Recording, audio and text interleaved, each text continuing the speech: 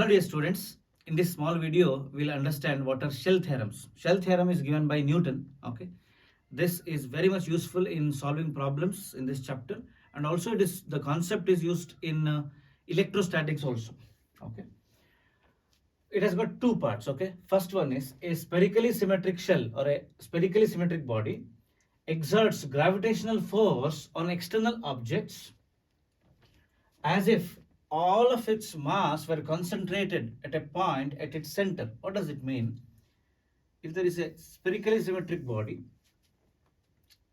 okay, it exerts gravitational force on external objects. Say you consider an object here, say it is of mass small letter m, this spherical shell is of mass capital letter M. Okay, external object as if all of its mass were concentrated at a point at its center. What does it mean? To calculate gravitational force, we need to write the distance between masses, correct now? But here this is a distributed mass. So here also there is a mass, here also there is mass, here also there is mass, here also there is mass. Okay, so where to consider the mass? Okay, this exerts a force on this as if entire mass of the shell is concentrated at the center. Means you have to consider this distance always. Okay, that is the meaning of shell theorem. Okay, this mass, wherever you place this mass, but if it is outside the shell, okay, then when you calculate force, you have to calculate like this: F is equal to G into M1 into M2 divided by R square. What is R? R is the distance between the mass and the center of the shell. Okay, this is shell theorem 1. Now shell theorem 2 is very interesting. Okay, if the body is spherically symmetric, fine, spherically symmetric shell. Okay, we take a shell. This is a shell, means hollow inside. Okay, there is a hollow space inside.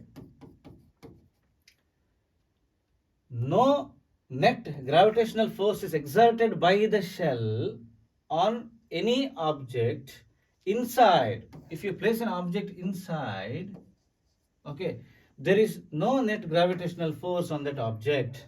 Okay, regardless of the object's location within the shell.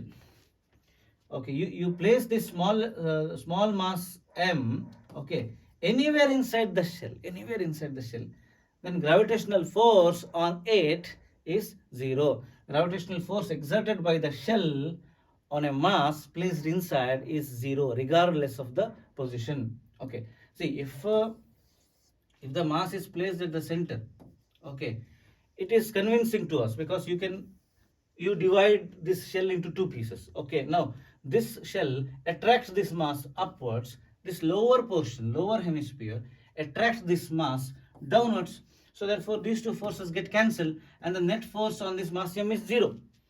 It is easy to understand if the mass is at the center. But what shell theorem 2 says that regardless of the position of the mass, if the mass is inside the shell, okay, regardless of the position, the gravitational force exerted by the shell on the mass which is inside is 0. Okay, understanding of these two shell theorems is very important. Okay, this we are going to use while deriving variation of G with depth. Okay, thank you very much.